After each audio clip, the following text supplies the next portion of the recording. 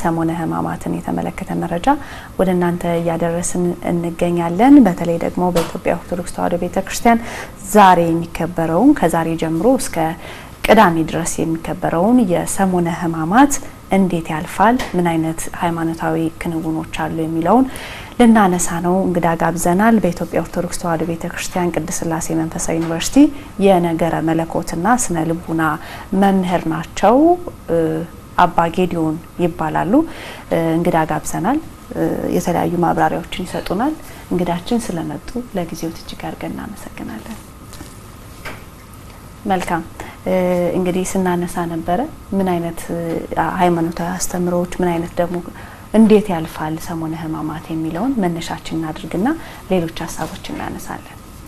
እሺ አስቀድሞ ሰሞነ ሕማማት ስሙን ሰሞነ ሕማማት ማለት በራሱ ሰሙነ 8 ማለት ነው። 8 አደረገ ከዕለተ ሆሳዕና ምሽት እስከ ዕለተ ትንሣኤ ዋዜማ ያሉት 8ቱን ቀናት የሚያመለክት ስያሜ ነው እና እነዚህ ደግሞ ሕማማት ሐመ መታመሙን የክርስቶስን ስቃይና መከራ የሚዘከርበት እንደውም እንደ ኢሳይያስ ደቀቀ ይላል። ሕማሙን የገለጠበት ቃል ደቀቀ ብሎ እስከ መድቀቅ ድረስ የክርስቶስን እጅግ ጥልቅ የሆነ ስቃይና ሕማም የሚታሰብበት የሚዘከርበት ሳምንት ነው።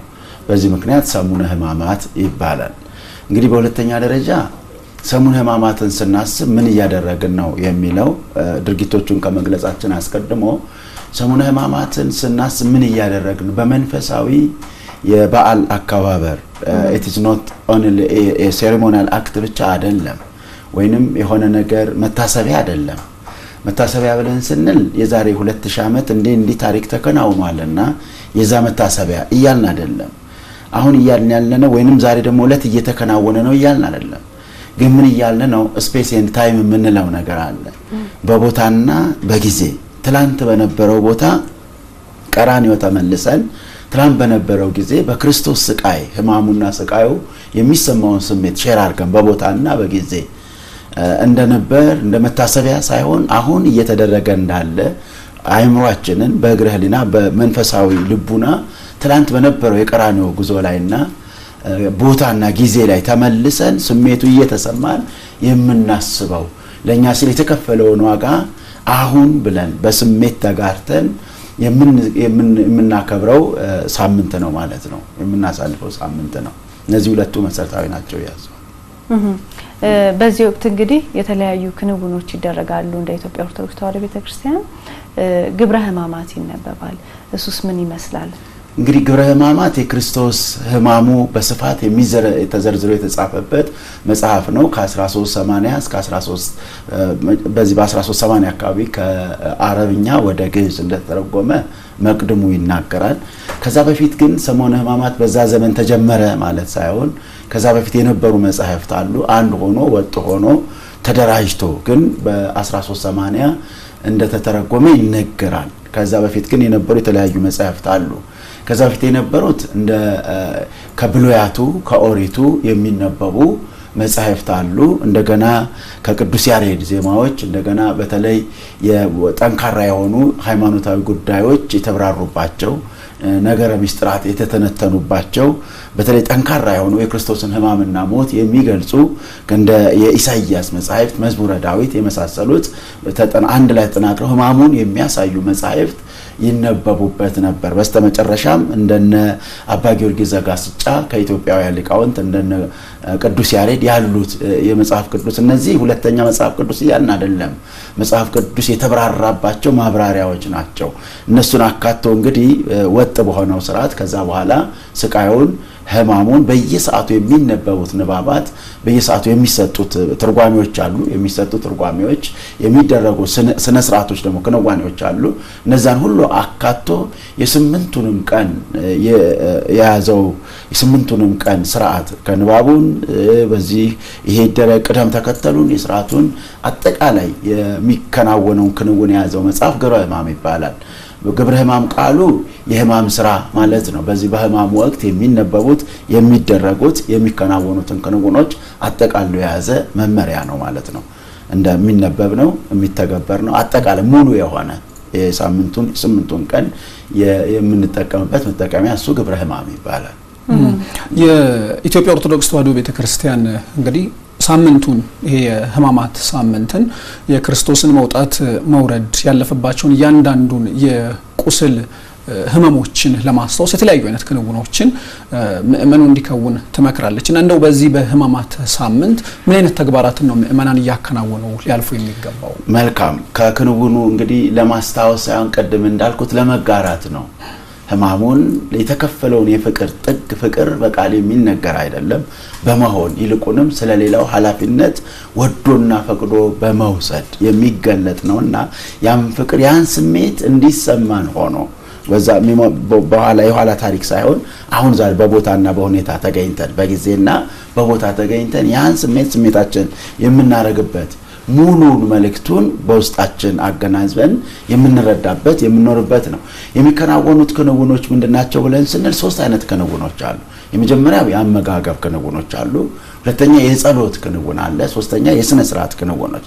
ከአመጋገብ በተለመደው አይነት መልኩ መመገብ ከጊዜ አንፃር በቀን 3 አይበላም፣ በቀን 1 ጊዜ ብቻ መመገብ። ሁለተኛ ከምግብ አይነት ደግሞ ለስጋ ፈቃድ ያንን መከራውን እንዳታስብ ሊጫኑ የሚችሉ የምግብ አይነቶችን አንመገብም እና ያንን ስሜት ሊሸረሽርብን የሚችል ያን ስሜት ሊጋፋ የሚችሉ እንደዚህ አይነት ምግቦችን መርጦ መመገብ። በተለይ እንደ ቆሎ ምግቦች እንደ ቂጣ የመሳሰሉ ነገሮች በቀን 1 ከ11 ሰዓት በኋላ ወይም ምሽቱ 1 ሰዓት ላይ የበረቱ ሰዎች 1 ብቻ በመብላት የሚያሳልፉት ነው። ጨው ነክ እንደዚህ በጣም የጣሙ የላሙ ምግቦችን በዚህ በሕማማቱ አንመገብ። ምክንያቱም ያንን በዚህ ሳምንት ውስጥ በዋናነት የምናስበውን ማሰብ እንዳይጋራብን ወይንም ለዛ ውስጣችን አልገዛን እንዳይል ለማድረግ እሱ ከጸሎት አንፃር የተለመዱት ጸሎቶች የተለዩ ጸሎቶች ይጸልያሉ። ግብረ ሕማማቱን መስማት የመጀመሪያው ነገር፣ ቤተክርስቲያን መገኘት ሁለተኛው፣ ሶስተኛ የበዙ ስግደቶችን መስገድ ከሆሳዕና ማታ ከእሁድ ማታ ጀምሮ እስከ ዕለተ ስቅለት ምሽት ድረስ 6666 ስግደቶችን እንሰግዳለን። በየሰዓቱ ተከፋፍለው የተቀመጡ ናቸው። እነዚህ ለምንድነው በዚህ ልክ ቁጥራቸው የሆነው? የተቀበለው ግርፋት 6666 የተቆጠሩ የታወቁት ናቸውና እነዛን ግርፋቶች ለማሰብ በስሜት እንዲሰማ አድርጋ። አንዳንዴ ፍቅር በማውራት ብቻ ከሆነ ልኩና ወሰኑ አይታወቅም። በመሆን የሚገለጥ ፍቅር እውነቱ ወይንም ዳሩ ይገኛል ማለት ነው። ስለዚህ ከዚህ አንፃር 6600 ግርፋቱን በማሰብ 6666 ስግደቶች አሉ። እነሱ እናረጋለን። የስግደት ስርዓት አለ። የጸሎት መዝሙረ ዳዊትንና የመሳሰሉትን የተቀመጡ እንደ ድርሳነ ማህያዊ የክርስቶስን ስቅለት ላይ እንድናየው በጣም ገላጭ በሆነ መልኩ የተተነተኑ የሚያሳይ የጸሎት መጻሕፍቶች አሉ። እነሱን በመጸለይ እናሳልፋለን ማለት ነው። ሶስተኛው ከስርዓት አንፃር የተለመዱት ስርዓቶች አይተገበሩም። ከዛ በፊት አሁን ካህኑ መስቀል ይዞ ማሳለም ነበር። አሁን መስቀል መያዝ ባይከለከልም መስቀል በብሉይ ኪዳንም ስለነበረ ምልክቱ አይከለከልም። ግን ምንድነው የሚከለከለው? በግልጽ እግዚአብሔር ይፍታህ ብሎ መስቀል ማሳለም እነዚህ አይፈቀዱም፣ በአሁኑ አይደረጉም።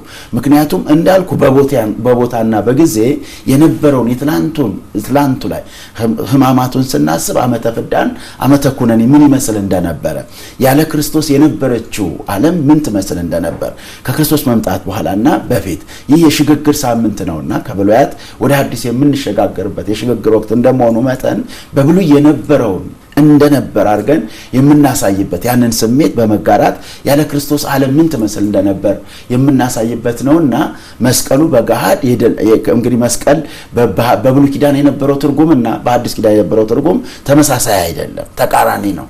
ስለዚህ በአዲስ ኪዳን በዚህ ሳምንት መስቀል ማሳለም የለም ከዛ አንፃር ማለት ነው። በሁለተኛ ደረጃ ጸሎት አስተስሪዮ ጸሎት አለ። በብሉይ ኪዳን ያልነበረ በአዲስ ኪዳን ያስተስሪዮ እግዚአብሔር ይፍታ የምንለው በዚህ ሳምንት እግዚአብሔር ይፍታ እንል። አንድ ሰው ቢሞት በዓመተ ኩነኔ በዓመተ ፍዳ ያለ ክርስቶስ የነበረችው ዓለም የነፍስ ስሬት አልነበረውም። ያን በማሰብ አንድ ሰው በዚህ ሳምንት ቢሞት ጸሎተ ፍታት አይደረግም። ያንን በማሰብ በዕለተ ሆሳዕና ዕለት ለሁሉም ምእመናን በዚህ ሳምንት ለሚያልፉ ምእመናን ቤተክርስቲያን ለልጆቿ የፍታትን ጸሎት አድርጋለች በዚህ ሳምንት ስለማይከናወን። እነዚህና መሰል ድርጊቶች እንግዲህ ከጸሎት አንፃር ከአመጋገብ አንፃር ከስርዓት አንፃር ሌላ ደግሞ በተለይ እንደዚሁ ከስርዓት አንፃር መጨባበጥ በርግጥ የኢትዮጵያውያን ባህል አይደለም፣ የአውሮፓውያን ባህል ነው። የኢትዮጵያውያን ባህል እንግዲህ በተለያየ በገጠር በሌላ አካባቢ የምታያቸው የሰላምታ አሰጣጥ ስነ ስርዓቶች እሱ ኢንዲጂነስ የሆነው የኢትዮጵያውያን የሰላምታ ልውውጥ ስነ ስርዓቶች ናቸው። ወደዚህ ወደ ህማማት ስትመጣ መጨባበጥ የኢትዮጵያውያን አይደለም ከናካቴው በመሳሳም የሚደረግ የሰላምታ ልውውጥ በዚህ ህማማት አይደረግም። ምክንያቱ ደግሞ ምንድነው? ሽንገላን እጸየፋለሁ ነው። ውሸት በማስመሰል ለምሳሌ ክርስቶስን ይሁዳ በዕለተ ስሞ ለሚሰጠው አሳልፎ ስሞ መሸጥ ምስመው እሱ ነውና ያዙት ብሎ ኮድ ሰጥቶ በመሳም ለማስገደል የተደረገ የሽንገላ እየሸጡ መሳም ሸጦ መሳምና የሽንገላን እጸየፋለሁ። እውነት ያልሆነ ነገር እጸየፋለሁ። በእውነተኛ ላይ መተባበርን እጸየፋለሁ። በእውነተኛ ላይ በሐሰት መተባበርን፣ የሐሰት ክስ ተባባሪ መሆንን፣ የሐሰት ውንጀላን ተባባሪ መሆንን እጸየፋለሁ ስንል ሰላምታውን በማቆም እነዚህ ነገሮች እናስባቸዋለን ማለት ነው። ስለዚህ እንዳጠቃላይ በሶስት መክሩ ይገለጣል። አንደኛ በአመጋገብ፣ በጸሎት ስነ ስርዓትና በአጠቃላይ የክንውኖች ወይንም ስርዓቶች በዚህ ሶስቱ የተለየ ይሆናል ማለት ነው የህማማቱ። እንደው በአንድ ደቂቃ ከተቻለ አጥር አድርገው ለመውጫችንም እንዲሆን ያው ክርስቶስ እንግዲህ በግርግም በመወለድ ትልቁን ትህትናውን አሳይቷል። ማድረግ እየቻለ ደግሞ በፍጡራን እጅ ልክ እንደ ወንጀለኛ እንደ ኃጢአተኛ ተይዟል፣ ተሰቅሏል፣ ተገርፏል። ልክ ይሄ እንዳለ ደግሞ ጸሎተ ሐሙስ ላይ ቀደም ሲል እኛም ስናነሳ ነበረውና ትልቅ የሆነ ትህትናን አሳይቷል እግር በማጠብም ጭምርና በሰሙነ ህማማት ከሚከወኑ ተግባራት መካከል ደግሞ በኢትዮጵያ ኦርቶዶክስ ተዋሕዶ ቤተክርስቲያንም ከሚከወኑ ተግባራት አንዱ ዝቅ ብሎ የሌሎችን እግር ማጠብ ነው። ስለዚህ ክርስቶስ ዝቅ ብሎ ያሳየው ትህትና ከፍታውን በዛ ልክ ባሳየበት ልክ ምእመናንስ ምን ይጠበቅባቸዋል? ከዚህ አንፃር እንግዲህ ጸሎተ ሐሙስ 5 ነገሮች የተከናወኑበት ነው። በ5 ነገሮች ይታሰባል። በዋናነት እጽበተ እግር፣ እሱ ደግሞ እንዳልከው ከመዘገበሩ ምን ማለት ነው? አነ ውእቱ ፍኖተ ሕይወት ወጽድቅ፣ እኔ የህይወት መንገድ ነኝ። ህይወትን የምትፈልጉ ከሆነ መንገዱ ትህትና ነው፣ ዝቅታ ነው። ለምሳሌ የተጠየቀው ጥያቄ ነበር፣ ከመካከላችን ትልቁ ማን ነው የሚል ጥያቄ። ትልቅ መሆን የሚፈልግ ዝቅ ብሎ ያገልግል። አገልጋይነት ትልቅነት አገልጋይነት ነው። አርያነት አገልጋይነት ነው። ራስን መስጠት ደግሞ በአገልጋይነት የሚገለጥ ነው። ዝቅ ብሎ ስለዚህ የባሪያውን እግር አጠበ። ኦትትና አይደለ? የሚደንቅ ትሕትና ተፈጸመ። ይሄ የተፈጸመው በዓመት አንድ ቀን የምናደርገው ክንውን ሳይሆን እድሜ ልክ በክርስቲያኖች ልቦና ታትሞ የሚኖር ማንነት ነው። ዝቅታን፣ ትሕትናና ዝቅ ማለት ያልቻለ ሰብና መንፈሳዊ ህይወቱ የሞተ ይሆናል ማለት ነው። ስለዚህ የመንፈሳዊነት የመጀመሪያ መገለጫው ትህትና ነው። ትህትና ደግሞ ለታናሹ ዝቅ እስከ ማለት የሚያስገድድ ተግባርን የሚገልጽ ህይወት ማለት ነው። ሰው በዚህ መልኩ ይገለጣል። መልካም። በኢትዮጵያ ኦርቶዶክስ ተዋሕዶ ቤተክርስቲያን የቅድስት ሥላሴ መንፈሳዊ ዩኒቨርሲቲ የነገር አንድ ነገር እዚህ ላይ ልጨምር። በዕለተ ሰኞ ቅድም ከሚዲያው ስሰማ ከነበረው የመርገመ በለስን ያነሳን ነበረ። ከዛ በተጨማሪ ግን የአንጾተ ቤተ መቅደስ በዚሁ ይታሰባል። አንጾተ ቤተ መቅደስ ሲታሰብ ምን ማለት ነው? በሁለት ነገር። አንጾተ ቤተ መቅደስ በመጽሐፍ ቅዱስ ላይ ሁለት ታሪኮች አሉት። የመጀመሪያው ታሪክ አስቀድሞ የተደረገ ንግድ፣ በቤተክርስቲያን የማይገቡ ንግዶች እንዲወገዱ የተደረገበት። ሁለተኛው አንጾተ ቤተ መቅደስ ግን ራሶች ወንበዴና ቀማኛ ሽፍታ የነበሩት ራሳቸው የተገለሉበት።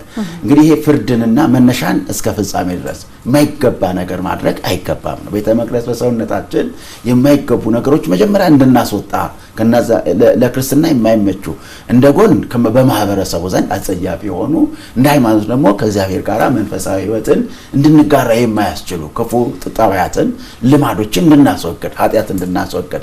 እሱም ማስወገድ ካልቻልን ግን የመጨረሻው ፍርድ እንደሚጠብቀን ነጋዴዎቹ እንዳስወገደ ያም የማይታዘዙትን ፈራጅ ነው። ቸር ብቻ ሳይሆን ዳኛም ነውና ዳኝነቱ በፍርድ እንደሚያስወግደን የተገለጠበት ነው።